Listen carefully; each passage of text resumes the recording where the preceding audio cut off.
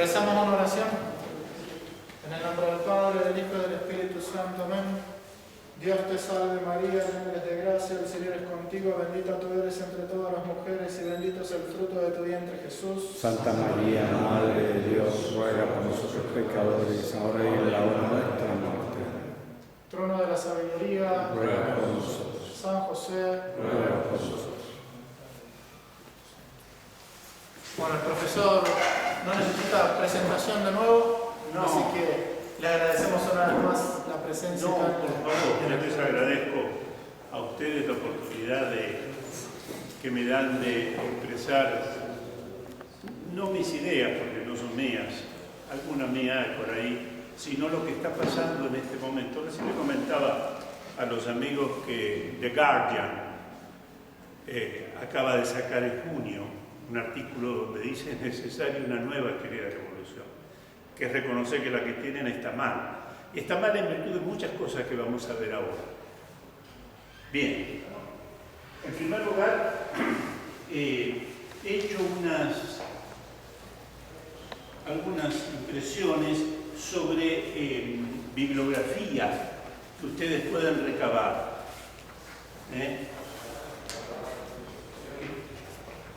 No tengo tantas, pero podemos hacer que se repartan por acá, por ahí atrás, y que se repartan por ahí atrás. En ese papel tienen ustedes información sobre cómo proseguir a quienes les interese este tipo de estudios. Bien, habiendo dicho esto, vamos a comenzar. La exposición de hoy va a tener dos partes. Una muy breve, que es un repaso de los conceptos fundamentales de la exposición que dimos el miércoles pasado y que la filmación de la exposición me dio la oportunidad de darme cuenta que no habían sido suficientemente enfatizados esos conceptos y su importancia. Por eso, la primera parte va a ser muy breve, se llama Repasando la exposición del 17 de abril. Son dos o tres conceptitos muy simples. Primero, algunos de ustedes se ve que han estudiado filosofía escolástica y en especial han estudiado cuestiones más bien aristotélicas y tomistas. Y como yo dije que de las hipótesis podemos tener confirmación, pero no sabemos si son verdaderas, entonces algunos me preguntaron, pero entonces la verdad al salir. Lo ideal es preguntar cuando estamos todos, ¿no?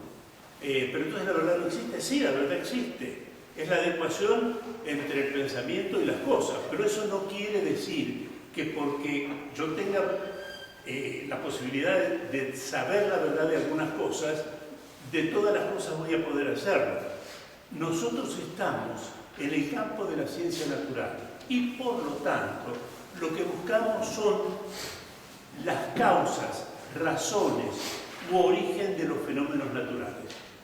Y respecto del origen de los fenómenos naturales, no de la existencia, sino del origen de los fenómenos naturales, buscamos explicaciones, porque la ciencia busca explicaciones. ¿Por qué los cuerpos tienden a nivelar sus temperaturas? ¿Alguien puede contestar a eso? Bueno, la ciencia natural se plantea ese tipo de cosas y los científicos o pensadores, ¿qué hacen? Conjeturan hipótesis y tratan de ponerlas a prueba.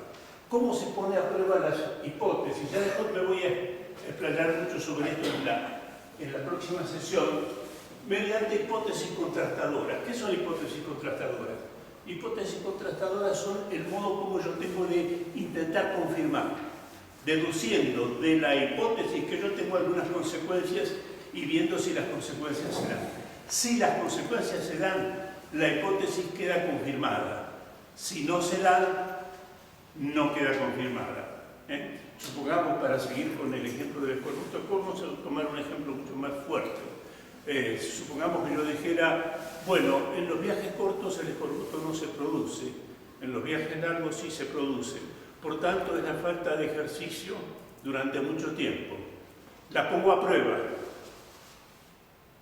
y digo, si es la falta de ejercicio, entonces los viajes largos va a haber escorbuto y en los viajes muy cortos la gente no va a tener escorbuto.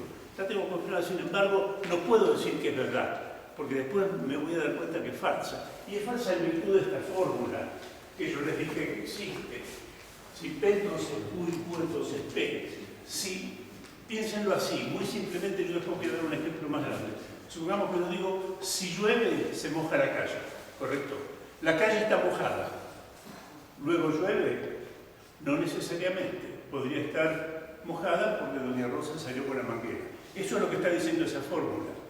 Me sirve para confirmar, pero no para decir, si llueve se moja la calle está mojada, entonces es verdad que llueve.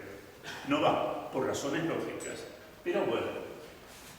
Y otra cosa que quería hacer, simplemente un consejo, por lo que hablé con algunos, no traten de encuadrar la filosofía de la ciencia actual con la doctrina atomista o aristotélica de la sustancia y los accidentes, la materia y la forma, la esencia y la existencia, pues son dos cosas distintas. Yo ahí les recomiendo, en el papel que les doy, un libro que está en español, hay miles obviamente, que se llama La filosofía de la ciencia natural, de Hempel. Incluso creo que la edición en inglés está en la web, obtenible gratuitamente, creo, no estoy seguro. Pero ahí tienen un buen tratadito de filosofía de la ciencia para el que quiere interiorizarse más de estas cuestiones. Pero muy importante, las hipótesis explicativas de los fenómenos naturales, uno da razones y trata de confirmarlas, pero la confirmación no es igual a la verdad. Hipótesis que se dieron por confirmadas después se mostraron falsas. Entonces hay que ser muy precavido. Cuando se dice la ciencia natural es conjetural, lo que se está queriendo decir es no es meramente conjetural, porque tiene confirmación, pero lo que no puedo decir es verdad. Pero bueno, sigamos, que me compró el despacito. Hay tres conceptos fundamentales para entender la segunda parte, que es la fundamental, y que yo no los enfaticé, porque estaban al final. Primero, el concepto de necesidad. Lo primero que dijimos es que las cosas existen, los procesos existen, las estructuras existen. Nosotros somos existencia, somos estructura, existimos. Pero no es cuestión solo de existir. Existir en virtud de qué. Por ejemplo, hay tres posibilidades, y solo tres. La necesidad. Fíjense, estos son copos de nieve. Son estructuras, como ven ustedes, además de bonitas, hay muchas, son complejas, y la diferencia entre los copos, la estructura de los copos de nieve viene dada, entre otras cosas, por la humedad y por la temperatura. Pero esto es lo importante. La estructura, por más compleja que sea de un copo de nieve, es el resultado de las fuerzas moleculares que actúan sobre las sustancias que forman la nieve. ¿Se entiende? Por eso abajo pongo otra estructura, un sistema planetario. El sistema planetario puede ser más simple o más complejo, según tengamos muchos planetas, y dentro de los planetas que orbitan alrededor de los planetas, porque la Luna orbita. Puede ser tan simple o tan complejo, pero su estructura es producto de las regulaciones físicas a las que está sometida la materia. Entonces, hay cosas que son como son por las regulaciones a las que está sometida, regulaciones físicas y químicas a las que está sometida la materia. Eso es el producto de la necesidad. Pero también hay otras dos cosas, otras dos categorías. Está lo necesario. Bien, está lo contingente. ¿Qué es lo contingente? Lo contingente puede ser lo que es, pero podría no haber sido, o lo que es de un modo, pero puede ser de otro. Las dos cosas. Imagínense los cubiertos sobre la mesa. Bueno, tiene cierta estructura. Tenedor a la izquierda, cuchillo a la derecha, la copa delante, el plato en el medio. Es así, pero podría ser de otra manera, no es necesario, es contingente. Lo mismo pasa con el azar. Tanto el azar es cuando dos líneas causales de acontecimientos se intersectan, como explicábamos la otra vez. La manzana que le está cayendo a Newton, que se discute todavía si fue una fantasía o no, pero fue real. Cae por gravedad, cae por necesidad, pero que en ese momento estuviera él ahí es lo que constituye que ese acontecimiento sea azaroso. Entonces, y finalmente, también la inteligencia es una fuente de contingencia. Hace las cosas de un modo, podría haberlas hecho de otro. Hace las cosas, pero podrían haberla hecho. Todos reconocen ahí, creo, Sí. el seminario de la reja. Entonces debe quedar súper claro que las cosas no solo existen, las cosas no solo tienen una estructura, sino que esa estructura, referida tanto a la parte dinámica como a la parte estática, o bien es producto de la necesidad, o bien es producto del azar, o bien es producto de la inteligencia. Fíjense cuando hay Bernardo lo debe saber, cuando hay un accidente, cómo queda todo desperdigado, todo roto, que después sirve para la parte forense. Bueno, es un producto del azar, no de la necesidad. Si no estas se llaman categorías modales o categorías ontológicas modales. Repito porque es importante, las cosas no se limitan a ser. O bien son, en virtud de las regulaciones a las que está sometida la materia en sus diversas formas, o bien son producto del azar, o bien son producto de la inteligencia, en este caso de la inteligencia humana. Cuando, vuelvo a insistir, cuando ponemos a hervir un poco de agua, vemos que en un momento todas las burbujas se empiezan a formar y tienen una estructura. Bueno, eso es debido a razones físico-químicas. Muchas cosas que pasan en la vida son debidas al azar y otras son debidas a la inteligencia. Pero cuidado, atención, muchas veces, y esto lo digo simplemente como un agregado, a veces se puede confundir el azar con lo inteligente. Justamente una de las cosas de la inteligencia es fingir un escenario que puede ser como si fuera azaroso, pero no lo es. Cuando uno quiere cobrar un seguro puede modificar las cosas que parezca que el azar las hizo y en realidad las hizo uno. O sea, tener clara la noción de azar, tener clara la noción de hecho por una inteligencia no quiere decir que en todos los casos yo voy a decir, no, esto es producto del azar, esto es producto de la inteligencia. ¿Por qué? Porque la inteligencia es capaz de engañar.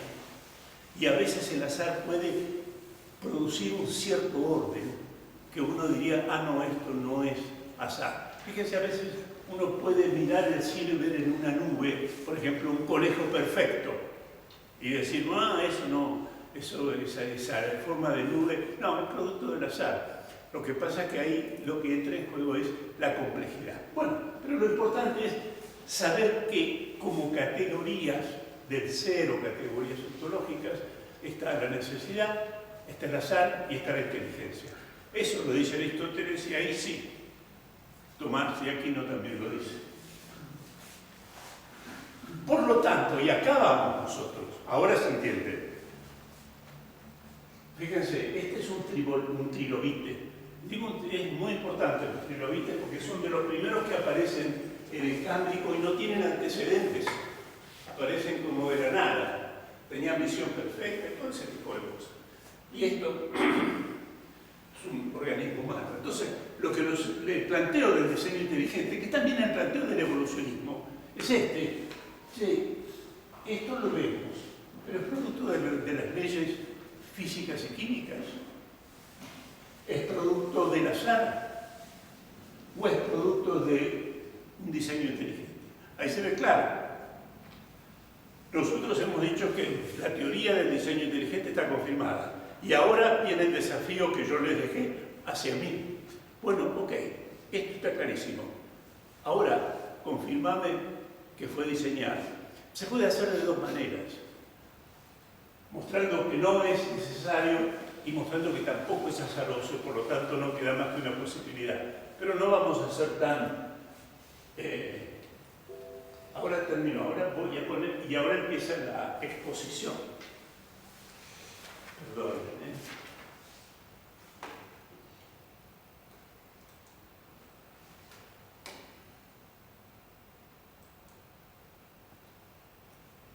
Bueno, acá empieza nuestra señora Catalina de Alejandría, que le hemos invitado a presidir esta pequeña exposición en honor a su valentía por haber sostenido la verdad a pesar que le costó la vida.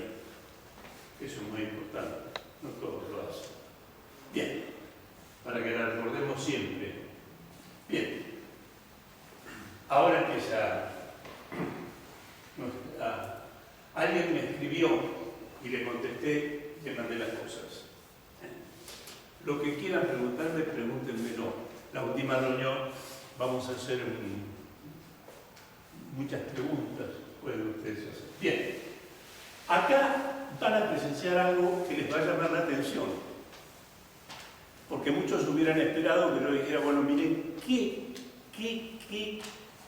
complejo y infinitamente lleno de partes y cosas que tienen los organismos vivientes, por lo tanto eso no es producto del azar, tampoco es producto de la física química, por lo tanto hay un diseñador. No viene por ahí. Fíjense, veamos lo primero.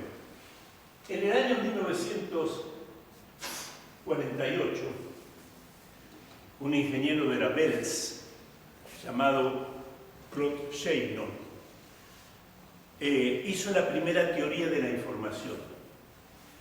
Quiero aclarar esto.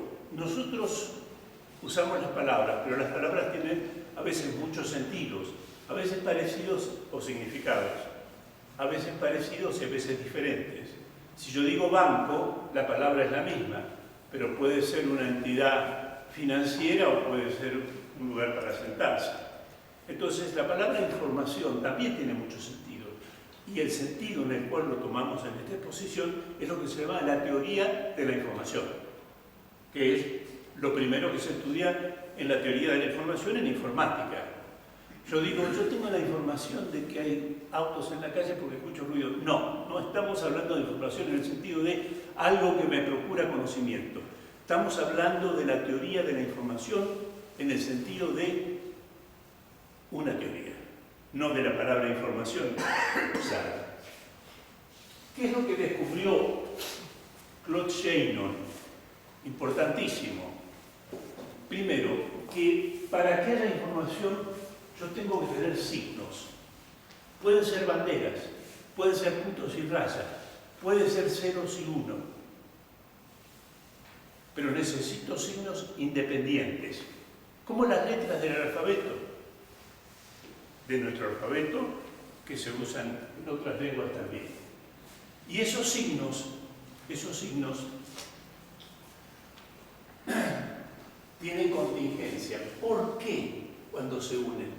Porque no se unen en función de leyes físico-químicas. Imagínense si las letras del alfabeto español, nuestro lenguaje, las letras estuvieran unidas por cuestiones físico-químicas. No, absolutamente contingente. Yo digo barco, pero podríamos haberle denominado a los barcos de otra manera. ¿Se entiende, por favor, cuando no se entiende? Bien. Por lo tanto, lo que descubrió Shannon es que la información supone un lenguaje, y un lenguaje está constituido por signos independientes unos de otros. Al ser independientes, evidentemente forman secuencias, pero esas secuencias son contingentes. No son como las moléculas que se unen unas con otras y no se pueden separar. Y lo que hizo Shannon, que no avancé mucho más, dio una medición de los signos que pueden pasar a través de un canal de información. Esa es la gran obra de Shannon, no digo que no haya hecho otras cosas. Pero abrió la puerta para la moderna teoría del lenguaje, que ya venía. ¿Qué es un lenguaje? Un lenguaje supone, como lo dijo Shannon, un conjunto de signos independientes. Pueden ser banderas, pueden ser ceros y unos, pueden ser puntos y rayas, pueden ser dos tipos diferentes de golpe, pero necesito por lo menos dos. Y todo lenguaje tiene una sintaxis, una semántica y una pragmática. ¿Qué es la sintaxis? Me voy a valer de un lenguaje para ejemplificar, el lenguaje español. Puede ser el inglés, el alemán o el turco, pero ya que tenemos usamos esto.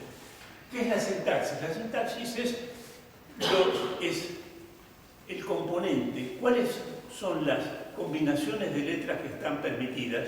Lo que nosotros llamaríamos las palabras que están permitidas, que forman parte. Primero tenemos un conjunto de signos independientes. En este caso, el alfabeto nuestro, que es de 23 letras. El japonés, que tiene miles, y el chino. Bueno, tomemos el nuestro. Necesito un conjunto de signos independientes, que yo los pueda combinar a piacere. Segundo, una sintaxis. Cuando ciertas combinaciones son permitidas y ciertas combinaciones no están permitidas. Y además, importantísimo, y además, una puntuación que me permite leer correctamente una oración. Si yo corro las comas o los puntos, la oración pierde un sentido. ¿Se entiende esto? Además, tengo también que tener, estamos en un lenguaje, una semántica. ¿Qué es una semántica? La semántica de un lenguaje es lo que representan las palabras. La palabra barco, ¿qué representa? Los barcos. O sea, vuelvo a repetir, todo lenguaje, toda información supone un lenguaje. Y todo lenguaje está dentro de una teoría de la información. Un lenguaje se compone de signos que son independientes. No hay un lenguaje natural. Los signos, las palabras son arbitrarias. En un lenguaje los signos se unen y forman palabras, y esas palabras a su vez hay una sintaxis, esto es, que me permite comprender el sentido de una secuencia de signos. Además, las palabras se refieren a algo, pero esa referencia de las palabras también es contingente. ¿Qué quiere decir? Que la palabra barco significa los barcos, pero no está unida a los barcos. Esto se entiende mejor si hay ciertos lenguajes que son mínimamente onomatopéyicos. Por ejemplo, el guaraní. Ahí la palabra trata de imitar algún sonido de la naturaleza, pero no son todos. No. Bueno, en los lenguajes no funcionan así. Entre la referencia y el signo o el conjunto de signos no hay una relación necesaria. Yo a los barcos les llamo barco, pero podría llamarles navíos, ship o boat. ¿Se entiende? Bien. Y por último es la pragmática, el efecto del lenguaje sobre el receptor. Si yo le digo, Ramiro, no me mires con sorpresa, no solo estoy usando un conjunto de signos, un conjunto de palabras que pertenecen al lenguaje. También él me entiende lo que estoy diciendo, o sea, tiene la referencia a la parte semántica, él sabe qué le estoy diciendo cuando le digo, no me mires con esa sorpresa. Pero a su vez, él va a tener un influjo de lo que le comunico sobre su comportamiento. Son los tres elementos de un lenguaje. No lo olvidemos nunca. Todo lenguaje como tal es un conjunto de signos que se leen de determinada manera y tienen determinadas palabras. A su vez, esas palabras representan algo y es cuando hay un receptor actual o potencial.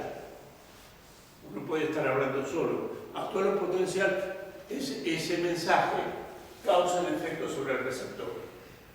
Pero el receptor puede ser otra persona, amigo, pero puede ser un autómata.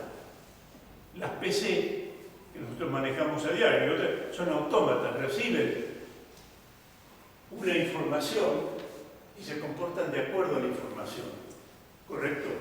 Por ejemplo, la célula recibe mensajes del ADN y hace lo que el ADN le manda, pero la célula no entiende el mensaje, es un autómata.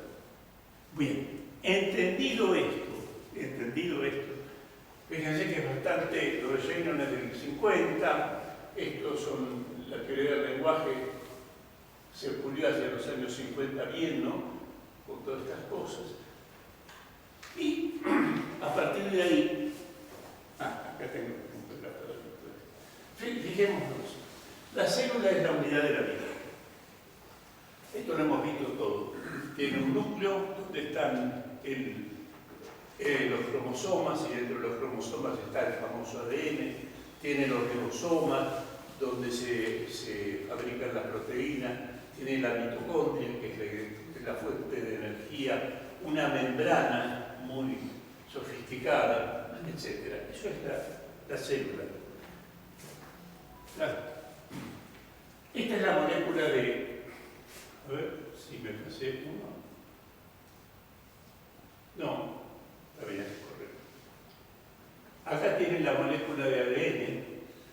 Fíjense, estas son las famosas bases del ADN.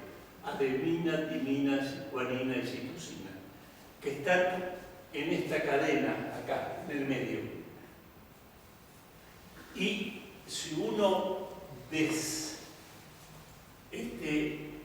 esta doble hélice la abre, entonces se va a encontrar con un conjunto de bases que van, llamémosle, para no repetir, A, C, C y G, que son, vamos a encontrar una secuencia, ¿correcto?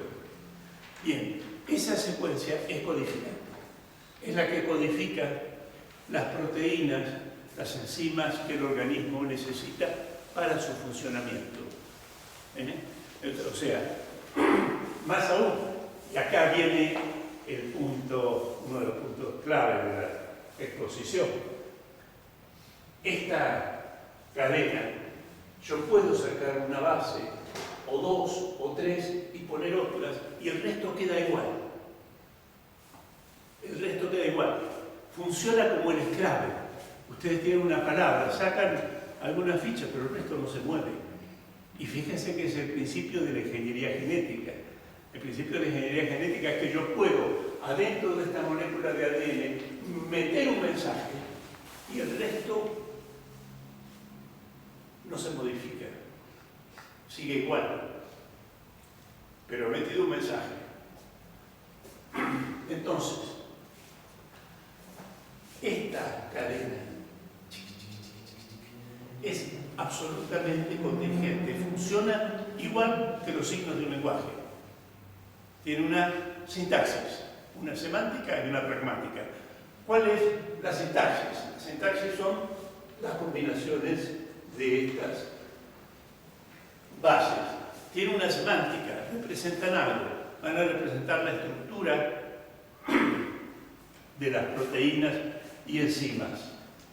Pero fíjense que, acá seguimos, ¿qué es un gen? Un gen es un conjunto de bases, acá las tenemos, que son las que están en el centro de esa doble hélice, pero que, a diferencia de las palabras del idioma español, el turco o el alemán, son miles y miles de letras. O sea, fíjense, esto sería un gen. Es una secuencia compleja. ¿Por qué compleja? Porque las proteínas más pequeñitas, o mejor dicho, disculpen, me equivoqué acá, los genes más pequeñitos tienen cientos de estos signos. Ahora, noten esto, e insisto, acá no hay ningún orden. Acá no hay un orden dado por regulaciones físicas o químicas. Esta estructura es aperiódica. ¿Qué quiere decir aperiódica? No encuentro ninguna regularidad. Como no tampoco, y obviamente la encuentro en el lenguaje. En el lenguaje, sí, el lenguaje español o el alemán o el turco, las letras se unieran por alguna cuestión fonética o físico-química, bueno, sería muy simple decir el lenguaje es producto de regulaciones naturales. Pero esto es absolutamente contingente. Es complejo, porque son miles de bases. Es aperiódico, porque no depende ninguna de la otra. No es que la esta adenina está al lado de esta adenina porque las adeninas siempre se juntan, no. De hecho, no lo puedo predecir. Y es específica. ¿Por qué? Porque designa algo. Designa algo. Eso es la dimensión semántica. Yo puedo tener una secuencia compleja y aperiódica, pero la secuencia compleja y aperiódica del ADN o de las bases del ADN especifica una proteína. Fíjense la diferencia. Supongamos que yo voy a la ruleta, acá, y bueno, y salen 1000 números, uno detrás del otro. Es una secuencia, sí. Es compleja, sí. De hecho, no la podré repetir nunca. O puedo calcular cuánto. Supongamos 1000 jugadas de la ruleta. Secuencia compleja. Es una secuencia aperiódica. No es que sale 36 y puede salir 35, no tiene nada que ver. 36 puede salir 4 veces y el 1, 2, y exactamente, ¿entiendes? Pero ¿qué especifica? No especifica nada. Le falta la dimensión semántica. Ahora, lo bueno es que, así como en los lenguajes naturales, un conjunto de letras, cuando pertenece a la sintaxis, representa algo, en el ADN, un conjunto de bases, cuando es compleja, es específica, es aperiódica, representa algo que representa las sustancias del organismo, que el organismo necesita.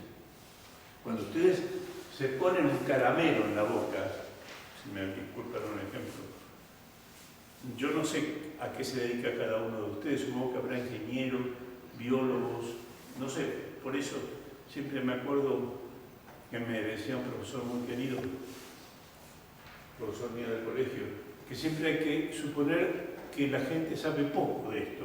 Y yo en ese sentido me disculpo si es lo que estoy diciendo, para algunos es muy obvio, pero para otros a lo mejor no lo es, y mi discurso tiene que llegar a todos. Esa es la idea.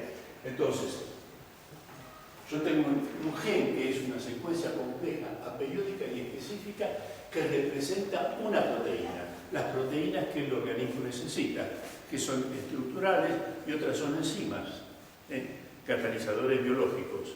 Bien, hasta acá, si toman un libro de biología, por elemental que sea, les va a decir eso.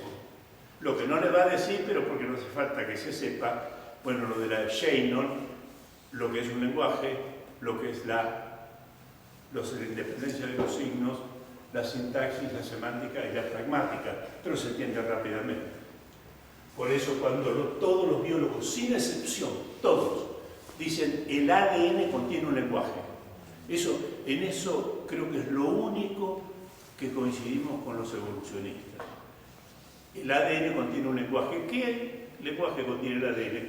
Uno que tiene 4 letras y que se unen formando cadenas específicas y complejas. Complejas ¿por qué? Porque son miles de uniones de las 4 bases. Aperiódicas porque no se unen en virtud de ninguna ley física o química. ¿Y por qué son específicas? Porque especifican algo. A diferencia de si yo anotara todos los números que van saliendo en la ruleta, diría eso, no, a mí no me representa nada. Y no representa nada. Bien, entendido esto, acá entramos al misterio de lo que ha pasado. Porque que el ADN, mejor dicho, que en la célula, en el núcleo, haya cromosomas, en el cromosoma haya ADN, que el ADN sea un conjunto o contenga en su interior un conjunto de bases independientes, capaces de representar el aspecto semántico, lo que el organismo necesita y poder secuenciarlo, es de los años 60. Por ejemplo, la lisiloxidasa es una enzima gracias a la cual podemos los vertebrados sintetizar el colágeno, si no seríamos como una ameba, ¿no? Bueno, tiene 1200, mínimo. 1200 es la secuencia de la carboxiloxidasa. Y ahora, en los años 70, en virtud de la medicina, sobre todo por los avances que la medicina, que tiene exigencias importantes, porque la gente se enferma, se comenzaron en los años 70 y se llegó a conclusiones muy importantes. A partir del año 80 se pudo secuenciar los genes. Antes, hasta el año 60, se suponía que había secuencias que codificaban y al codificar representaban algo, pero si yo preguntaba, bueno, un gen cualquiera, el gen que codifica tal proteína, ¿cuál es la secuencia de bases? Se decía, mira, no sé, pero ahora sí lo sabemos a partir de los años 80 y podemos calcular ¿qué? La complejidad en el espacio de secuencias posibles. Y acá viene, me voy a plantear esto de código genético. Acá tiene lo que yo les estoy diciendo, ¿ven? Adentro del ADN están las 4 bases, el ADN luego se abre en 2, acá aparece A, G, T, C, acá tenemos ya una secuencia. Esa secuencia es copiada y mandada a los ribosomas. Los ribosomas ven esta secuencia, por hablar en un lenguaje antropomórfico, ven esa secuencia y van trayendo los aminoácidos que corresponden a esa secuencia y los unen. Y la unión de aminoácidos es lo que hace a una proteína. Eso es lo que se llama, cómo funciona hablando muy rápidamente. Por eso, síntesis de proteína. Esto está en cualquier manual de biología. No estoy diciendo ninguna cosa rara. Simplemente, y vuelvo a repetir por motivos conceptuales, nuestro organismo, igual que los organismos de todos los seres vivos, incluso las bacterias, tienen ADN. En ese ADN hay un conjunto de bases. Esas bases codifican lo que ese organismo, incluso los virus, necesitan. Por ejemplo, si no tenemos tiempo, pero podría poner todo esto en términos del COVID-19, mostrar cómo un virus tiene una proteína de entrada que fabrica para meterse en la célula del epitelio pulmonar, etc. Pero bueno, esto se entiende bien. Y acá es donde empieza la primera confirmación. ¿Se acuerdan que yo les dije, ok, es una hipótesis de la ciencia natural, por lo tanto tiene que tener confirmación? Hasta ahí llegamos a la exposición pasada. Y ahora empiezo a cumplir la primera promesa. La TDI tiene, en mi criterio, 7 confirmaciones. 7. Vamos a la primera. En 1967, cuando ya se supo que en el fondo las síntesis de proteínas que el organismo necesita se basan en genes que están adentro del ADN, por hablar así, aunque todavía no se los podía secuenciar. En el Wistar Institute, Filadelfia, muy importante, junto de la Medical Research, se hizo un simposio que en su momento pasó inadvertido, pero que después hizo explosión. Que no lo hicieron los biólogos, lo hicieron los ingenieros y los informáticos. La informática era una disciplina naciente. Entonces se preguntaron, cuidado, si detrás de los genes existe complejidad, ¿esa complejidad de dónde viene? ¿De aparición de bases al azar? Imaginémonos que un gen implica miles de bases y cuidado, no solo es una secuencia, sino que es una secuencia ordenada. Cuando vimos en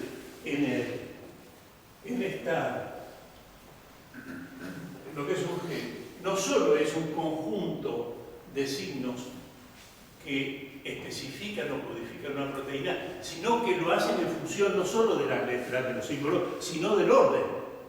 Yo no podría poner a decir, bueno, los símbolos son esto, es un conjunto. No, es un conjunto ordenado.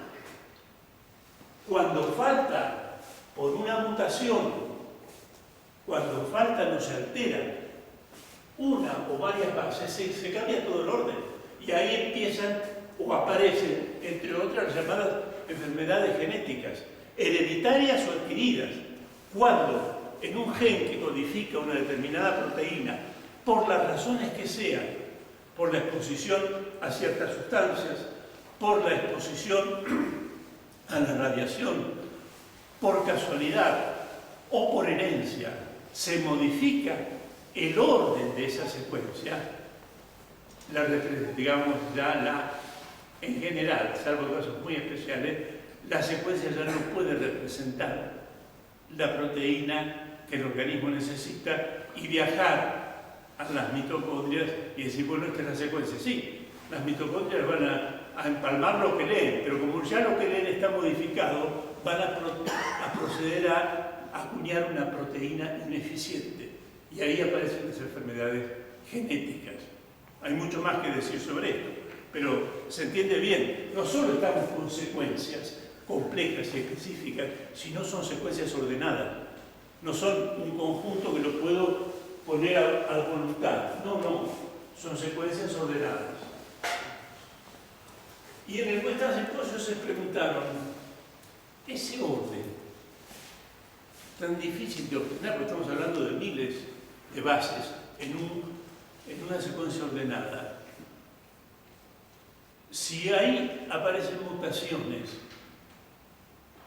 ¿podríamos mejorar la información que tienen? ¿Por qué apareció esa pregunta? Porque hasta ese momento se decía que las especies vivientes se habían originado mediante mutaciones en el material genético o material de la herencia. Por lo tanto, los genes que tenemos hoy son producto de mutaciones sobre otros genes de otras especies que nos antecedieron, pero lo que buscó el simposio de Wistar fue esto. Puede ser que el cambio azaroso mejore o dé productos que sirvan, o la mutación es en sí misma inocua o dañina. Directamente una analogía real, no una de esas pedagógicas. Si yo tomo un texto, supongamos un párrafo del Quijote, y saco y pongo letras, pero al azar, cierro los ojos, digo, esta R, acá voy a poner una Q, donde está una S voy a poner una P, así, hago 10 o 20 o 30 cambios, lo que ustedes quieran. ¿Mejoraría el texto? Ahí está el punto. ¿Mejoraría el texto? No. ¿Cuál fue la consecuencia del simposio de Wistar? Las mutaciones, supuestos elementos que fueron los que fueron llevando la vida hacia formas mejores y más complejas, o si quieren ustedes más complejas, no es lo mismo un vertebrado que una bacteria, son o inocuas o destructivas.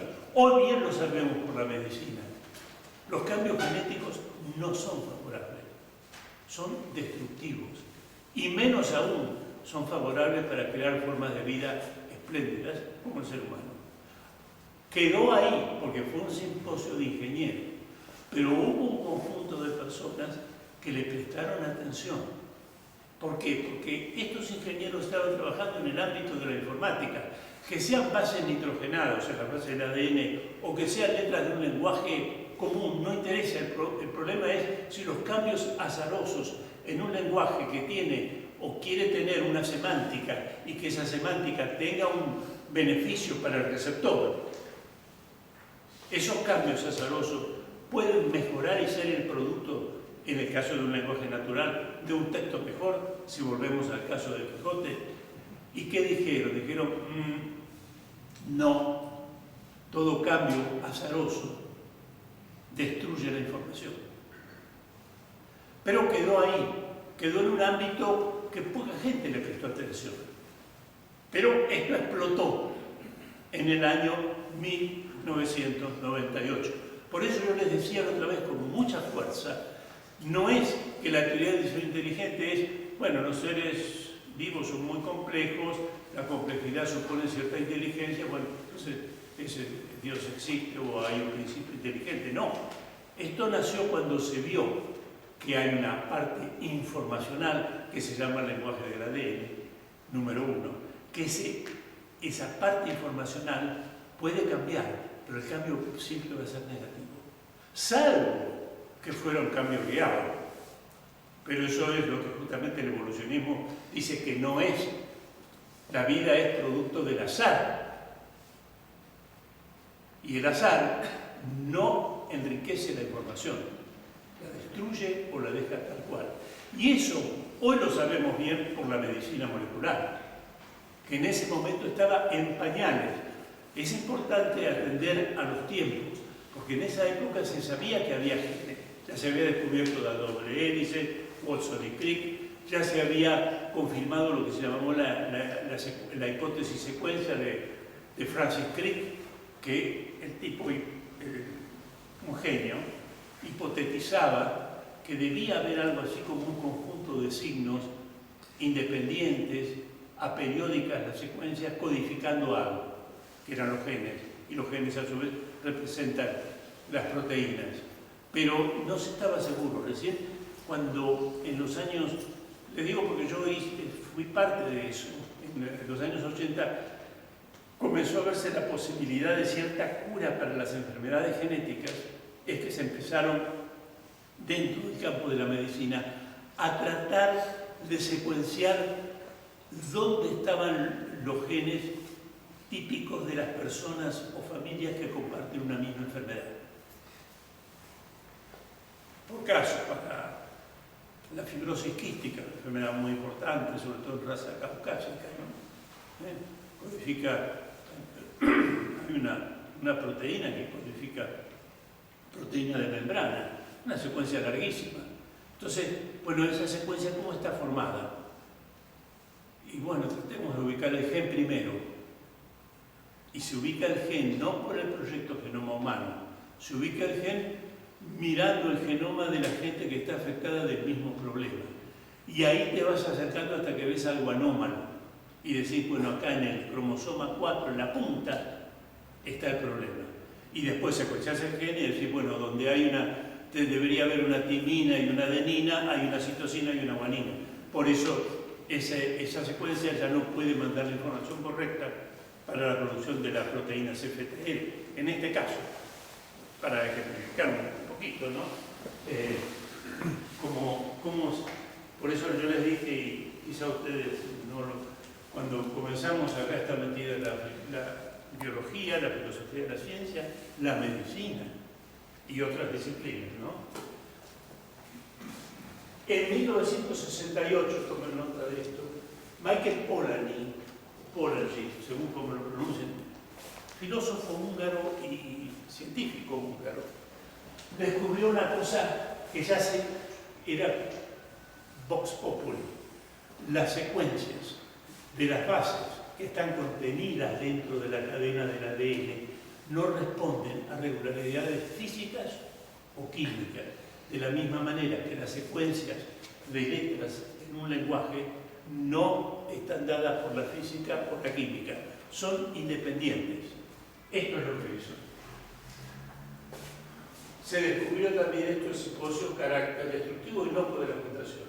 Y acá viene lo que descubrió William Dembski. Por ejemplo, para una proteína chiquitita,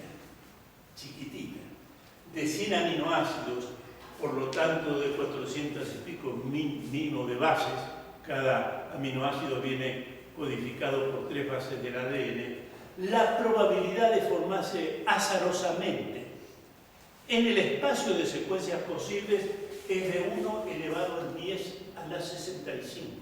Y tengan ustedes en cuenta que las bacterias, que son las formas más primitivas de vida, tienen mínimo 200 proteínas.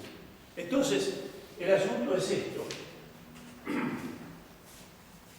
¿Cómo se formaron esas secuencias codificantes? ¿Cómo se formaron? Una respuesta es por azar. Tengo 5.000 bases y de pronto por azar se ordenan en una secuencia ordenada. Imposible. Eso lo dicen los mismos evolucionistas.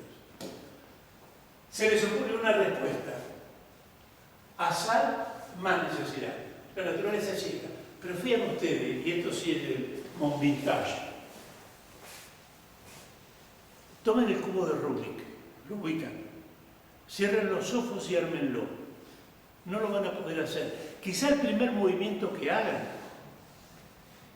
esté en el sentido correcto. Siempre ciego, y ciego desde el inicio, porque si uno sabe desde el inicio que tiene el centro blanco, o sea, tiene un apoyo muy fuerte. La otra vez estaba viendo un concurso de chicos que jugaban a quién armaba más rápido el cubo de Rubik. Pero claro, ellos parten de la secuencia que están mirando, entonces ya saben, si este está acá, este tiene que ir acá, y tac, tac, tac, tac. Pero tomen el cubo de Rubik, ármenlo con ojos cerrados, lo reciben cerrado y ármenlo. No van a poder.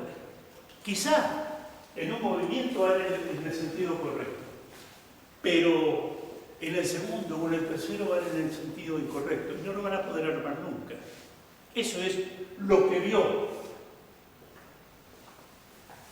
el diseño inteligente.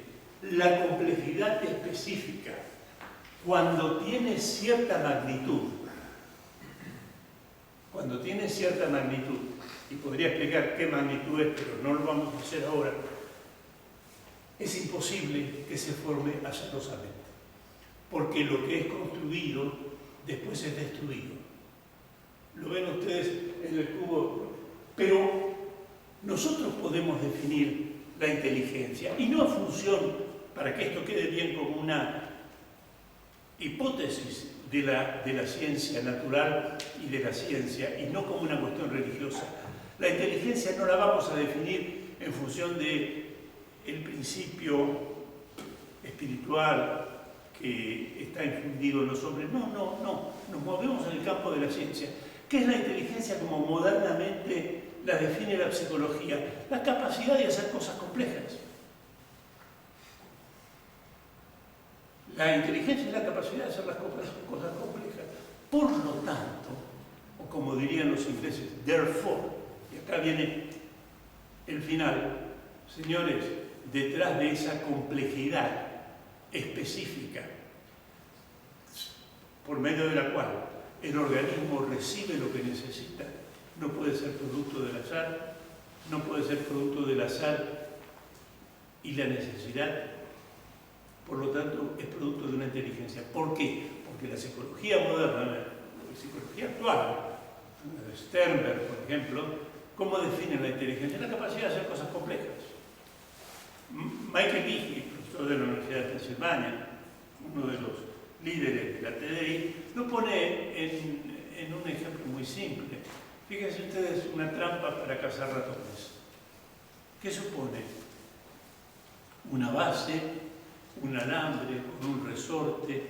Sin esas cosas no funciona. Ahí tenemos una complejidad, no una complejidad informacional, sino una complejidad material.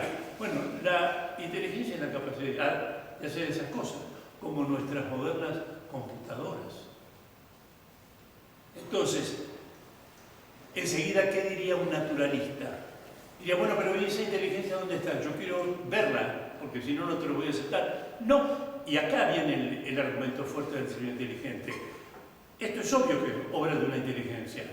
Ahora, que yo no la pueda ubicar en el espacio y en el tiempo, no me quita eso, porque solo hay tres fuentes posibles en la producción de una estructura. O bien, estas bases se unen en función de fuerzas físico-químicas, como las que hacen a la estructura de un copo de nieve, o bien es producto del azar, o bien es producto de la inteligencia. Y no nos podemos mover de ahí y decir, bueno, pero el azar, no se trata de la formación de una cadena. ¿Por qué? Porque, por ejemplo, los humanos tenemos más de 30.000 genes. Solamente bastaría uno para mostrar que en el espacio de secuencias posibles es imposible que se forme por azar. Imagínense para 100 aminoácidos, o sea, 300, 400 bases, la probabilidad en el espacio de secuencias posibles es 1 en 10 a la 65. Y ahora, si lo multiplicamos por la cantidad de genes que tiene una bacteria, que es la forma más simple de vida, que son 200 genes, lo mínimo que hay, diríamos no, esto no se puede formar por azar. ¿Se entiende el argumento? Y ahora, todo esto obviamente, no digo que lo estoy dando en un nivel de divulgación, pero habría que explicarme cosas más, pero tampoco estamos para eso, ¿no? Por lo tanto, y llegados a este punto, ¿dónde está la pseudociencia de la cual nos acusan? La periodicidad de las bases, eso lo sabemos por conocimiento experimental ahora. Ahora ya, es más, hay métodos superiores a los telescopios, a los microscopios electrónicos. Sabemos que la secuencia de bases es absolutamente independiente una de otra. Es más, es el principio de la ingeniería genética. Yo puedo meter un conjunto de bases en la cadena del ADN para que, por ejemplo, una planta pueda resistir un poquito más temperaturas altas o bajas, o rechazar ciertas bacterias, y el resto queda igual. Ahora, si lo hago mal, se arruina todo el mensaje. O sea, las cosas, eso es tecnología, pero si no fueran independientes, yo no puedo meter algo ahí. Ahí se aplica la cláusula ceteris paribus, que se usa tanto en derecho y en otras cosas. Todo lo demás queda igual, ceteris paribus, ¿no? Lo demás, igual. Entonces, la periodicidad del ADN es un conocimiento experimental, conocimiento duro, tal como lo definimos. El carácter negativo de la mutación. ¿Por qué vamos a suponer que la mutación en una época dorada fue construyendo el mundo de la vida, si justamente hoy sabemos por medicina que es destructiva o inocua? Y acá hay un argumento muy interesante que suele pasarse por alto. Todos sabemos algo de físico-química del colegio. Hablamos del pasado. Hablemos del pasado. Hablemos de hace 20.000 años, si quieren ustedes. Supongamos que alguien diga, bueno, pero las regulaciones físicas y químicas a las que está sometida la materia hoy son así, pero en el pasado a lo mejor eran distintas. Por ejemplo, el agua hervía a otra temperatura, los cuerpos se movían no de acuerdo a las leyes de la... Diríamos, bueno, entonces, ok, no podríamos hablar para nada del pasado, porque las regulaciones de hoy las aplicamos hacia el pasado. Si decimos que, aunque les resulte gracioso el ejemplo, que Julio César se puso a hervir antes de entrar a Roma una cacerola con agua, bueno, estamos suponiendo que esa agua hervía igual que ahora. O sea, hablamos del pasado en función de las regulaciones de la materia del presente, en función de las regularidades que vemos en el presente. ¿Y qué regularidad vemos en la cuestión genética? Que hoy las mutaciones son negativas o no. ¿Para qué hablar de Chernóbil o hablar de Hiroshima? Todos sabemos, además hay otros materiales mutagénicos, ¿no? Bueno, si hoy son fuente de destrucción, ¿por qué vamos a decir, no, hubo un pasado donde las mutaciones servían para crear nuevas estructuras y así fue saliendo una bacteria, cosas más complejas, hasta que al final, aquí estamos. Esto es una puñalada en el corazón al problema de la vida y de la evolución. Y, fíjense ustedes, además, usamos la matemática, pero no de modo trivial, que es una de las características de la pseudociencia. ¿Qué quiere decir trivial? Mencionarla, pero en el fondo no usarla. Hablar de los teoremas de la matemática y después decir, bueno, y eso de alguna manera refleja también las relaciones humanas, porque la distancia de acá a la Luna es igual al número de parejas que se han casado en tanto años, me diríamos, ok, pero, como decía Batman, ¿qué hay de nuevo, viejo?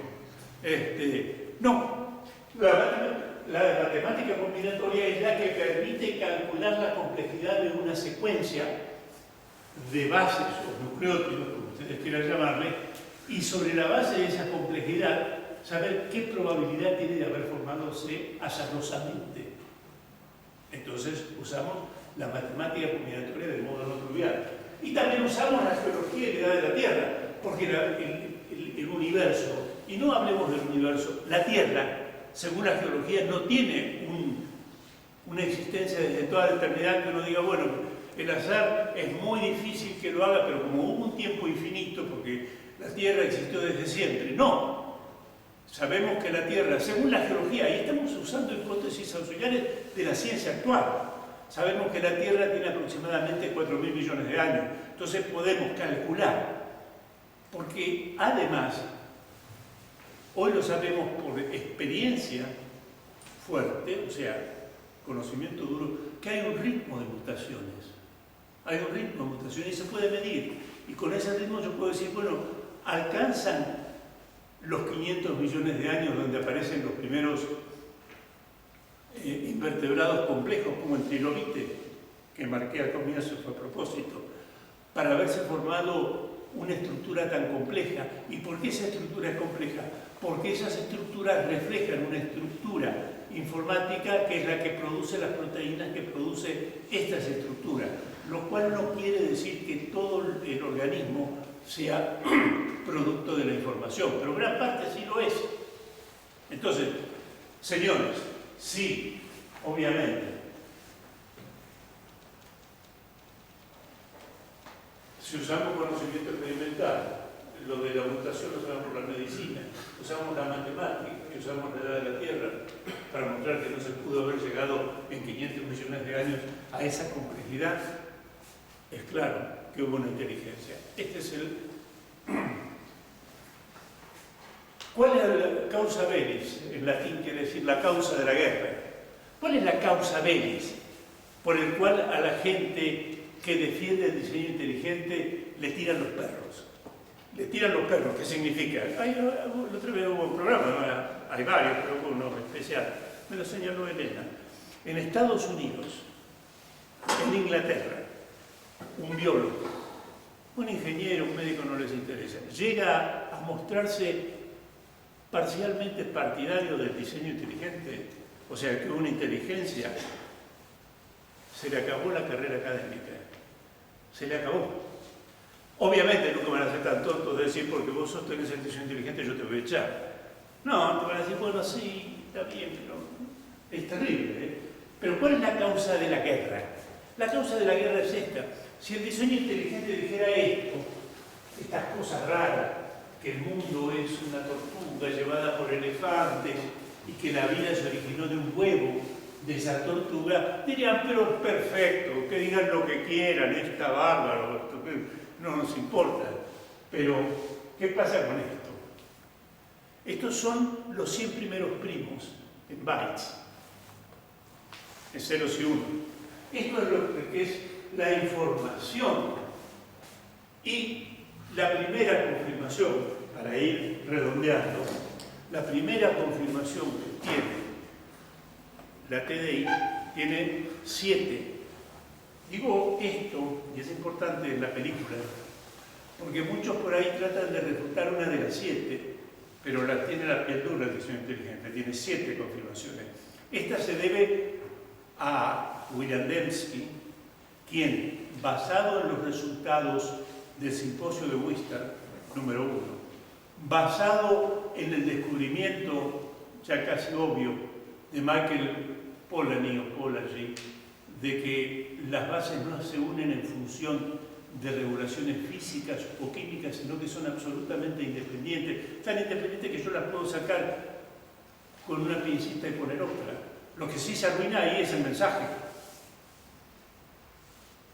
Es lo mismo que en el Scrabble, saco una letra y pongo otra cualquiera que me diría con el que estoy jugando con internet. Eso no es una palabra, no vale. Te jorobaste el juego. Entonces, lo que estamos diciendo acá es, discúlpenme, me extravié por esa aclaración marginal, lo que estamos diciendo acá, que fue William Dembski, fundador junto con Michael Behe de la teoría del diseño inteligente, que argumentó de la siguiente modo: hoy estamos en condiciones de conocer matemáticamente la complejidad genética. ¿Qué es la complejidad genética? La cantidad y orden de bases que hay detrás de los genes que están contenidos en nuestra ADN en nuestras células. Segundo, ¿podemos calcular esa complejidad porque se ha secuenciado? Sí, la podemos calcular. ¿Conocemos la edad del universo, la edad de la Tierra? Sí. ¿Podemos calcular si el azar pudo haber hecho eso? Sí, perfectamente. Y no pudo haberlo hecho. No existen los tiempos para hacerlo. Además del carácter destructivo de la mutación. Ese es el primer argumento.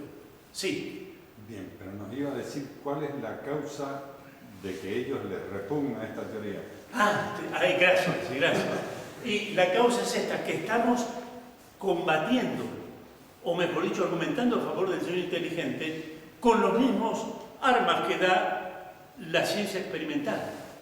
No estamos acudiendo al Evangelio o a la metafísica de Santo Tomás o de Suárez o de otros. No, estamos peleando con las mismas armas. Con las mismas armas. Todo esto que yo les he dado, o he explicado, o mostrado, está en cualquier libro de biología. Lo que no está, es decir, miren, esta complejidad no se puede obtener por azar. Eso ahí está la teoría típicamente se llama neodarwiniana. Las mutaciones no siempre son dañinas, sino que a veces son convenientes. Esas mutaciones tienen un efecto sobre el organismo y ese efecto es positivo, entonces el organismo se va adaptando a los nuevos cambios y la selección natural mantiene como positiva. Pero por eso les puse el cubo de Rubik. Porque sí, una mutación puede ser causante de algún mejoramiento en algún aspecto, pero inmediatamente otra no lo va a hacer, porque es azaroso, justamente. Ahora, eso es la parte teórica, pero ¿qué es lo que ha pasado a raíz de esta crítica que hizo Dembski? Después hay 6 confirmaciones más, y no se olviden, hay una bala de plata, que la gente del evolucionismo repiense lo que hizo. Y lo repensó, y tanto lo repensó que en el 2016, apadrinada por la Royal Society, todo lo que digo, ustedes pueden decir, bueno, eso en qué revista está, en qué journal académico está, no se lo mando, no tengo ningún problema. Se hizo una votación. 300 biólogos evolucionistas darwinistas, los que no son darwinistas no fueron invitados. 200, o sea, 2/3 dijeron, no, la teoría no va. ¿Por qué? Porque se dieron cuenta de esto. No se puede ir construyendo una complejidad en base al azar, salvo que consideremos que las mutaciones son inocuas y nunca negativas. Pero eso es lo que nos muestra la medicina de hoy. Entonces, ¿cuál es la causa de la complejidad? Conocemos una potencia capaz de crear una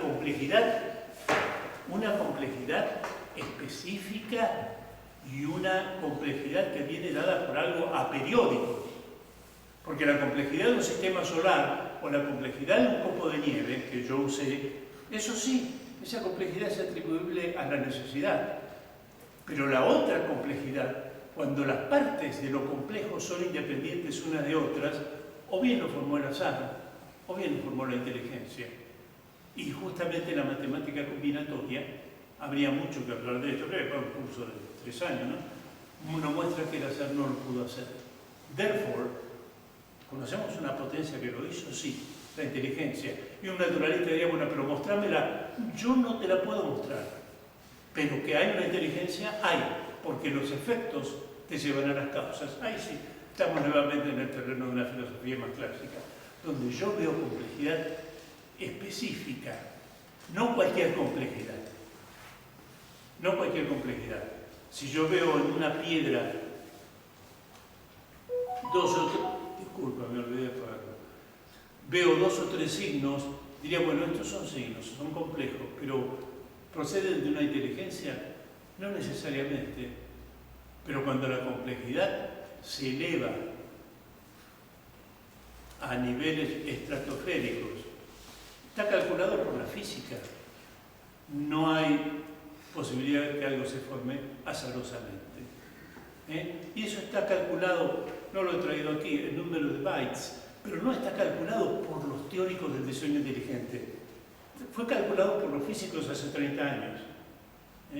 Allí donde estamos hablando de 1 en 10 a la 150, no se puede haber hecho por azar en el universo, no ya en la Tierra, que tiene 4.000 millones de años. Entonces, complejidad, especificidad, es la raíz que nos lleva a la información. Y la información solo la puede producir con esa complejidad la inteligencia. Yo puedo tomar un manojo de letras y tirarlas al piso, y algunas harían sentido con alguna palabra. Por ejemplo, azarosamente se forma mamá, pero si me encontrara con un texto entero diría no.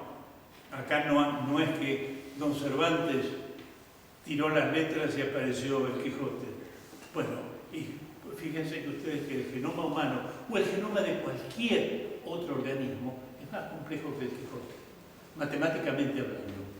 Entonces, vuelvo a decir para terminar esto, porque quizá demasiado, ¿no? Tenemos células, en las células tenemos cromosomas, dentro de los cromosomas tenemos el ADN, dentro del ADN tenemos la información. Esa es información en el sentido de la teoría de la información, porque tiene signos independientes, porque esos signos tienen una sintaxis. Por ejemplo, cuando la célula recibe el mensaje, el conjunto de bases en lo que se llama el ARN mensajero, la célula misma sabe dónde tiene que empezar a leer y dónde tiene que terminar de leer una secuencia de signos. O sea, es como sabemos nosotros, tenemos una sintaxis. Hay signos de terminación y signos de iniciación para la lectura que hace la célula del mensaje que le llega del ADN a través de un ácido también ribonucleico que se llama ácido ribonucleico mensajero, que es el que lleva la información, que está en el ADN a los ribosomas, que es donde se acuñan las proteínas. En los ribosomas aparecen la información que viene del ADN a través del ARN, y la célula, por decir así, mira la información y de acuerdo a la información va formando las proteínas que el organismo le está requiriendo en ese momento. Y así aparecen los constructos que llamamos proteínas y enzimas, que son vitales, sobre todo ambas, las proteínas estructurales y las enzimas, que son los catalizadores biológicos, sin lo cual la vida no podría funcionar. O sea, los que son químicos, acá debe haber químicos o bioquímicos o médicos, la vida no es totalmente termodinámica. Necesitamos ciertos aceleradores biológicos para los procesos, para que produzcan las cosas que el organismo necesita en un tiempo determinado. Entonces, hasta ahí llega la lección de exposición de hoy. Pero tengo tiempo de decirles algo como introducción a la clase que viene, porque acuérdense, son 7 las confirmaciones. Acabamos de ver una: complejidad específica de la información. Complejidad cuando está representada por miles y miles de bases independientes, no 3 bases independientes, ni 10 ni 100. Por eso les decía, por ejemplo, la gliciloxidasa, que es una proteína de tamaño medio, estamos hablando de arriba de 1200 bases, en una secuencia ordenada. Si se olvida de lo de la secuencia ordenada, no se entiende la argumentación. Y ahora, llegando a este punto, quiero volver al asunto de las hipótesis, porque hoy no usamos hipótesis, simplemente mostramos. Hay un lenguaje, hay información, hay complejidad, hay específica, podemos calcular en el espacio de secuencias posibles cuál es la posibilidad que el azar haya construido esto, dejando de lado, dejando de lado el poder destructivo de la mutación. Lo olvidamos. Y decimos, no, esto no se puede construir azarosamente. Por eso hoy muchos biólogos evolucionistas han renunciado al azar como fuente de la información para la construcción de los organismos y se refugian en otras hipótesis. Yo les dije, creo que al comienzo de la primera reunión, que para la gente común, incluso para los que creen que saben y no saben, hay una teoría de la evolución. No, hay 7. Lo que pasa es que hay una que, digamos, mayoritaria, ese peronismo biológico, pero después hay 7 más, que las podemos nombrar. el darwinismo, el neodarwinismo, la simbiogénesis, el neutralismo, la tercera vía, la autoorganización y la evodevo o evolution, desarrollo evolutivo, ¿no? Uno no puede cortar 7 cabezas. Por eso yo insisto siempre, y es lo que hice en Río de Janeiro. Esta es mi conferencia, si la quieren ver, fue el mes pasado. En Río de Janeiro se llama Inferencia a la mejor o a la única explicación. No sé por qué la pasaron por la televisión de Brasil, porque en YouTube. Pues está Bolsonaro. Puede ser, no sé por qué. Entonces, para gran alegría de mis enemigos, la pasaban por televisión y, como dice la gente, ahora se viralizó. Pero voy a esto simplemente para terminar. Tenemos complejidad, tenemos especificidad. La mera complejidad no sirve si no representa algo. Lo vimos con los números de la ruleta. Especifica algo y esa complejidad se puede medir, y como conocemos la edad de la Tierra, podemos decir, esto se pudo haber alcanzado por azar. Ejemplo, los ejemplos, supongamos que yo tengo un mazo de naipe, o todo el mazo como juegan al póker ruso. En los campeonatos de póker, en internet, no sé si han jugado. Y yo le digo, Bernardo, te apuesto tanto a que no sacás 2 ases seguidos. Lo primero que me preguntaría Bernardo, y cualquier persona me diría, bueno, pero ¿cuántas veces me dejas que lo intente? Ahí tenemos los recursos probabilísticos. Y si yo le digo, ¿lo podés intentar 5 veces? Me va a decir, no te acepto. Pero si yo le digo, ¿lo podés intentar 100 veces? Quizá me tome la apuesta. Bueno, esos son los recursos probabilísticos para que algo parezca pasar. Y los recursos probabilísticos se pueden contabilizar. ¿Por qué? Porque la Tierra tiene una edad. Entonces yo puedo calcular cuántos recursos probabilísticos tengo y según la complejidad de aquello a lo que quiero arribar, puedo calcular si azarosamente puedo llegar. Bien, esa es la primera parte entonces importante, porque además se basa en la moderna teoría del lenguaje. Todo lenguaje tiene signos, tiene una sintaxis, tiene una semántica y tiene una pragmática. La pragmática es lo que al final repercute sobre el receptor. El receptor es el organismo. Nosotros somos los receptores de la información que parte del ADN. Se va a la mitocondria, a la ribosoma, se producen las proteínas y nosotros tenemos lo que necesitamos. Eso es el ciclo.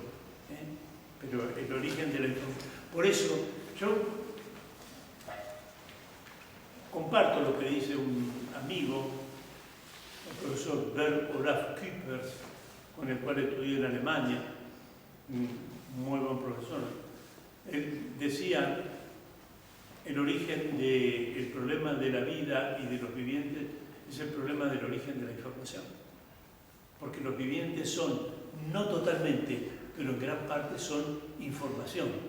Mejor dicho, lo que fenotípica u orgánicamente tenemos, en gran parte su raíz la tiene en la información. Entonces, el problema de la vida y el problema de los vivientes es el origen de la información.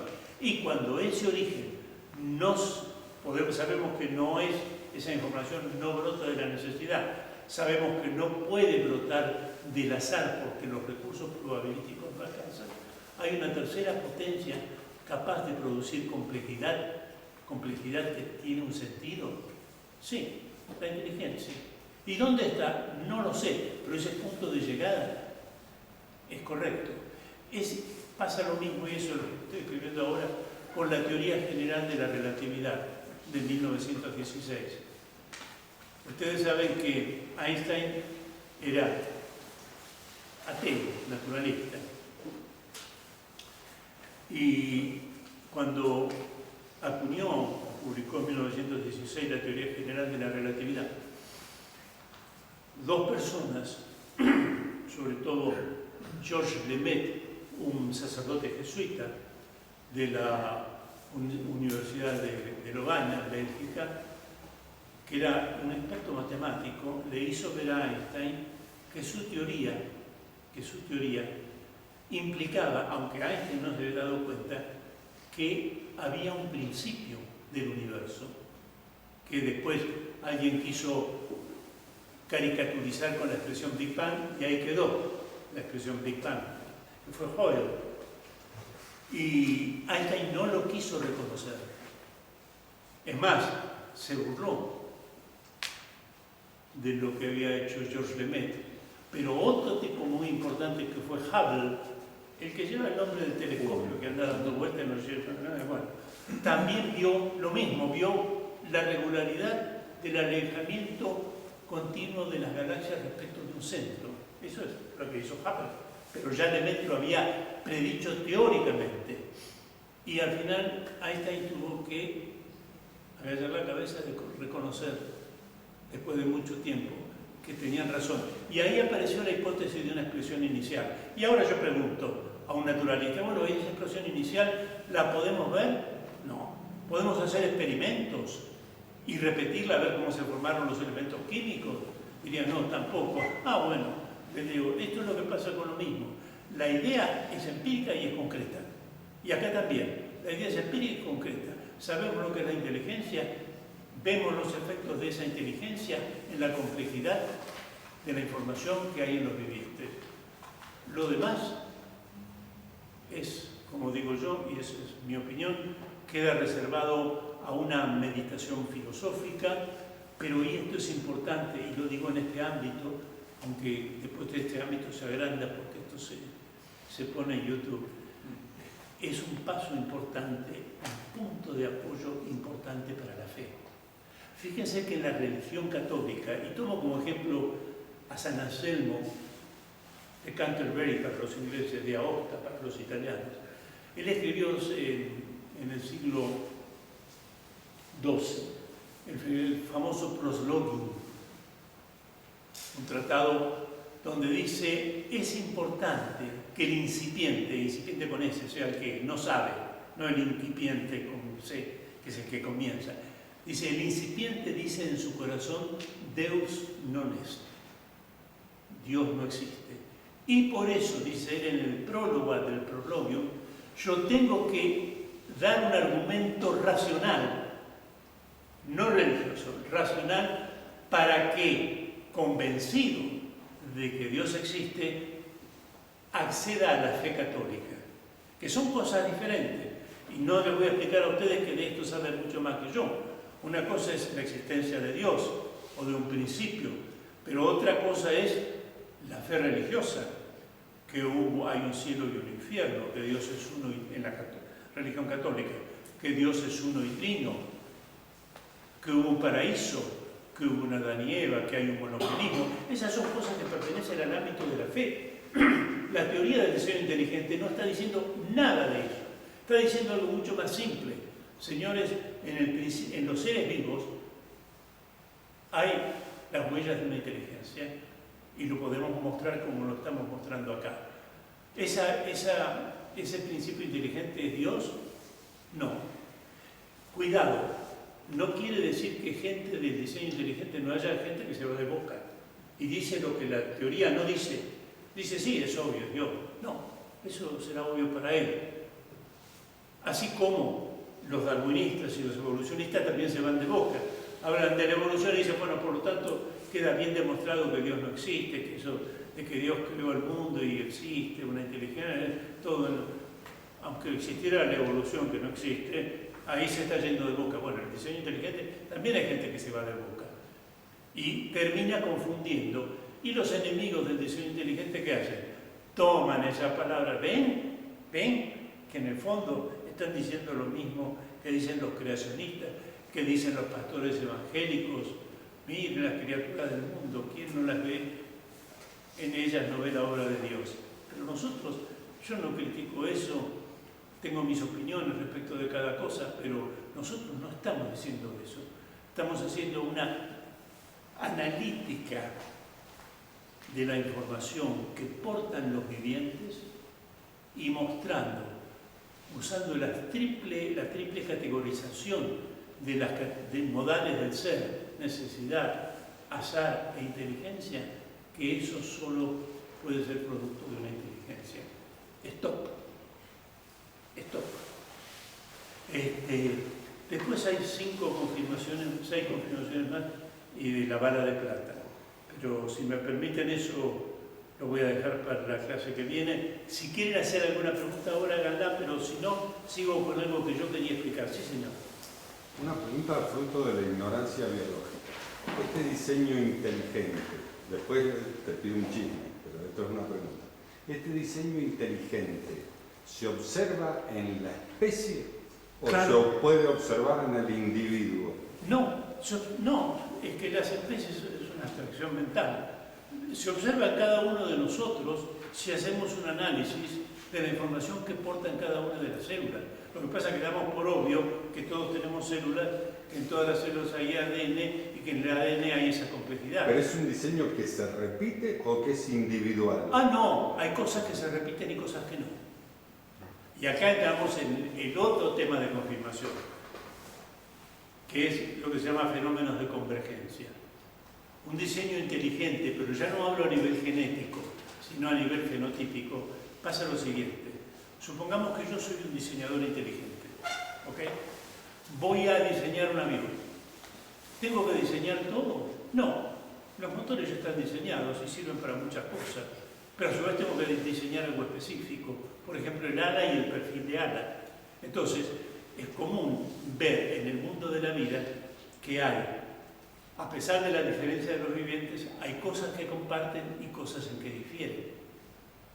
Pero sin embargo, todos convergen en portar información de alta complejidad que no es alcanzable con los recursos disponibles en el universo. Me refiero a los recursos para que algo suceda. Pero obviamente desde el punto de vista fenotípico u orgánico tenemos cosas en común y cosas distintas. Eso es así. Por eso hay diferentes especies. Es más, entre nosotros hay también diferencias pequeñas, pero en este argumento específico que yo acabo de dar, toma todos los vivientes, porque todos los vivientes portan información. Y la información se puede analizar, medir su complejidad mediante la matemática combinatoria y tener en cuenta los recursos disponibles desde que comenzó la Tierra, donde se supone que estuvo la vida. Eso es. Ahora el chisme. El chisme es esta oposición de los biólogos darwinistas contra la teoría Darwinistas y otros contra la teoría del diseño inteligente. Yo como abogado, ¿no? ¿Verdad? Es decir, Sí. quiero saber el chisme. ¿Es por razones de una vanidad intelectual? ¿Por razones ideológicas? Bueno, no existe, hay de todo. Yo lo expliqué en la primera, ahí no se veía la dimensión de lo que yo estaba hablando. En primer lugar, hay algo que supo ver una persona muy importante, un filósofo norteamericano, Thomas Kuhn, el que acuñó la famosa palabra paradigma, que las teorías son como lentes. Si yo me pongo lentes verdes, voy a ver todo verde y voy a ser incapaz de sacármelos y ver cómo son las cosas. O sea, las teorías obnubilan a las personas que no tienen, sobre todo, capacidad de pensamiento propio, las siguen al pie de la letra, la reciben como uno recibe la religión, dicen, no, es así, punto. Yo lo entendí así. Solamente los críticos pueden sacarse los anteojos, pero los críticos no son bienvenidos, es la gente que molesta. Entonces, están los que están cegados por la teoría, están los que tienen que defender sus proyectos y su vida. Yo, perdónenme hablar de mí, pero viene al caso, hoy le decía verdad, yo hasta el año 2004 que empezó esto, que tuve a la mano ese artículo que tienen ustedes en el papel de Stephen Meyer, The Origin of Information, a Higher Taxonomy, ahí lo tienen. Pero cuando empecé a leer esto, dije, no, el evolucionismo está equivocado, y cambié. de modo radical de ser, lo cual me trajo inconvenientes. No muchos, no en el sentido que te van a matar, pero además yo ya tenía mi carrera académica hecha, número uno. Y segundo, yo era de filosofía. Si hubiera estado en biología, no hubiera avanzado. Entonces, hay muchas motivaciones. Cuando uno hizo toda su vida, un biólogo, supongamos, acá hay muchos en el CRISI, que trabajó siempre sobre la evolución o sea, el cambio intraespecífico, pero que ellos creen que lleva a la larga a cambio de especie de algún pastito, alguna planta de la sierra de Uspallata. Y escribió un paper y otro. Sí, después que decir, claro, sí. ¿quién no puede decir, bueno, pero yo todo eso es una cosa equivocada? Esa hay otro. Hay otros más vivos que hacen investigación experimental y no se juegan, no dicen nada. No abren la boca, pero saben muy bien en qué se están moviendo. Cuando la gente, por ejemplo, comenzó a secuenciar los genomas, se dieron cuenta el mismo, no me acuerdo ahora el nombre, perdón, bueno, que eso no podía explicarse mediante la construcción por el azar, porque sabemos el poder destructivo de la mutación. Entonces se limitan a decir eso, pero no dan el paso más, porque el paso más lo dejan fuera de la comunidad académica. Existió siempre.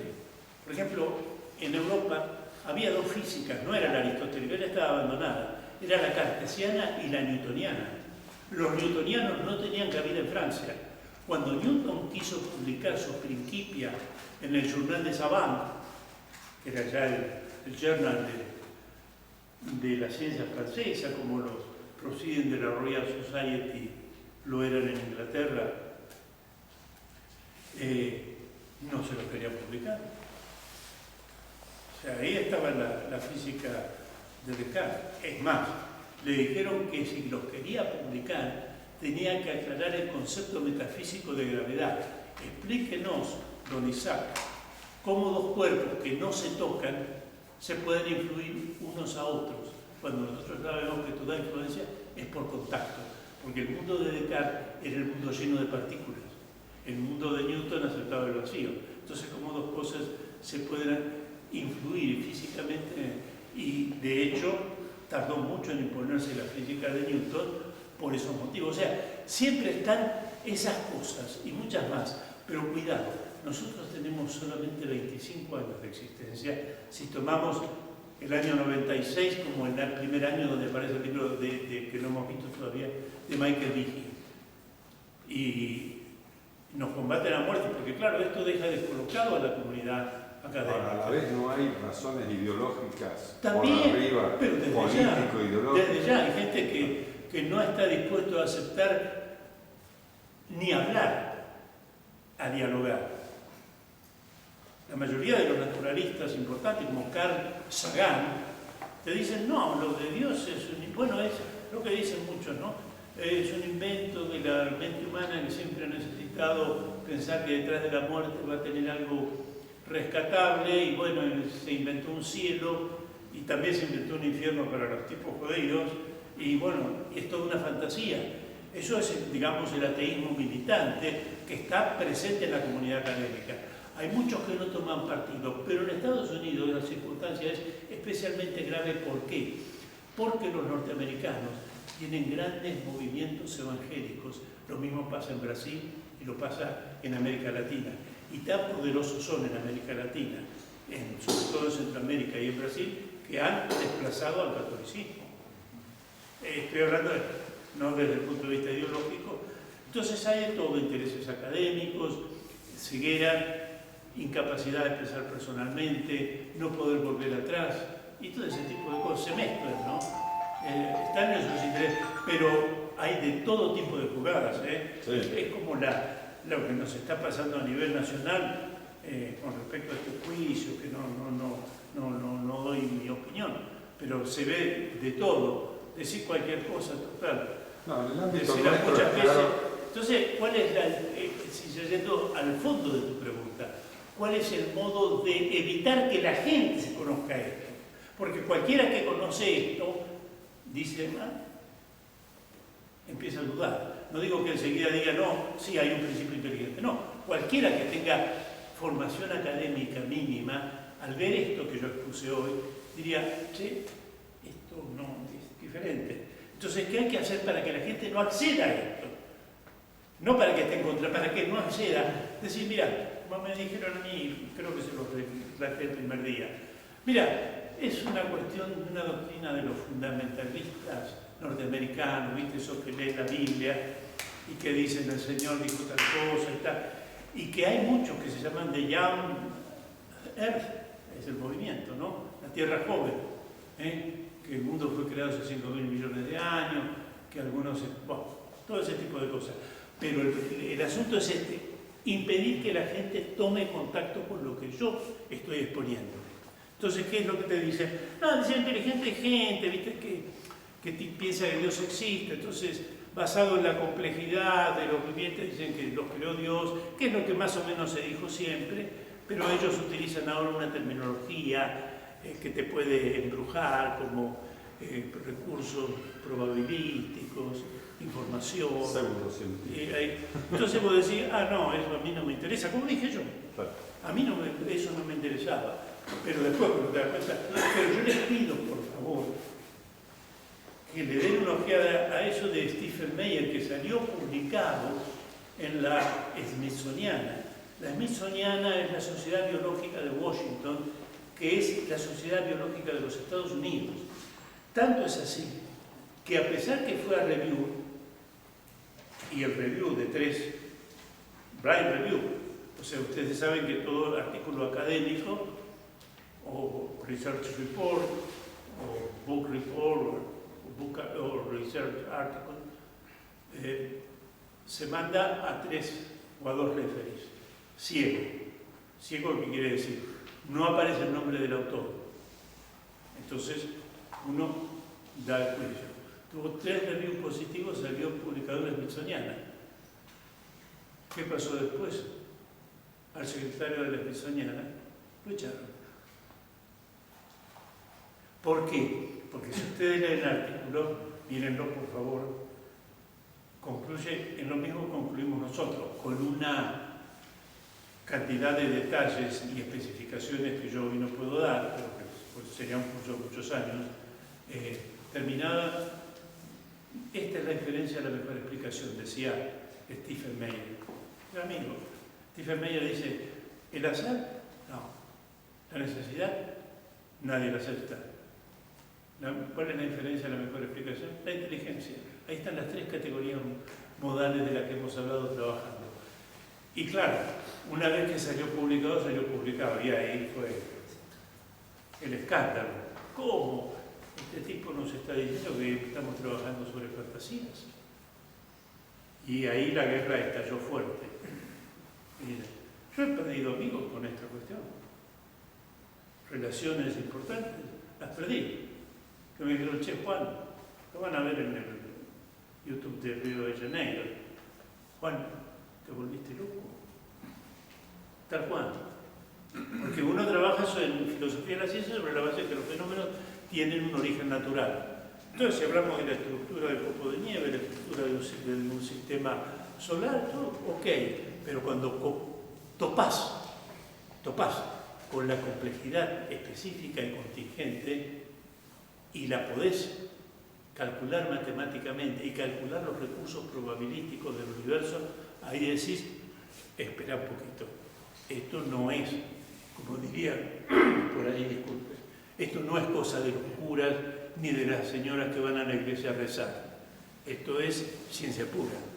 Entonces, ¿qué hay que hacer? Bueno, que la gente no vaya ahí, decir, no, es el viejo creacionismo. Por eso yo les advertí el primer día, la teoría del diseño inteligente se basa en la complejidad que encontramos en los seres vivos, no se basa en la complejidad del universo. ¿Por qué? Y con esto termino, si no voy a terminar más. Fíjense, yo les había dicho que Newton, que junto con sus colaboradores pudo identificar mecánica y la ley de la gravitación universal, dijo, bueno, si hay leyes, de acuerdo con las cuales se comportan los cuerpos en el espacio y en el tiempo, hay un legislador. ¿Y quién puede ser ese legislador? Sino Dios. Así lo dijo, y así lo tomaron. No hay que olvidarse tampoco que las universidades inglesas eran y siguen siendo confesionales. La religión de Inglaterra es la religión de la corona y es el anglicanismo. Por eso los católicos no podían ir a las universidades. ¿Sabían eso? Hasta en el siglo XIX no se pudieron construir iglesias católicas.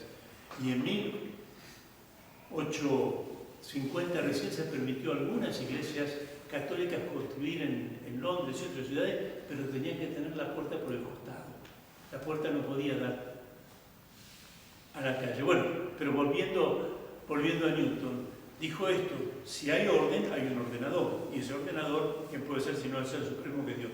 Pero Kant, un gran filósofo, comparable solamente con Platón y Aristóteles, al comienzo de su libro sobre la filosofía natural, no me acuerdo correctamente el título, pero lo encuentran citado en mis trabajos, los trabajos que están ahí,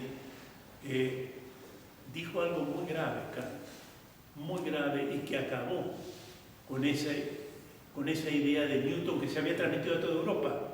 Hemos descubierto las leyes de los cuerpos, hemos descubierto al legislador, hemos descubierto a Dios.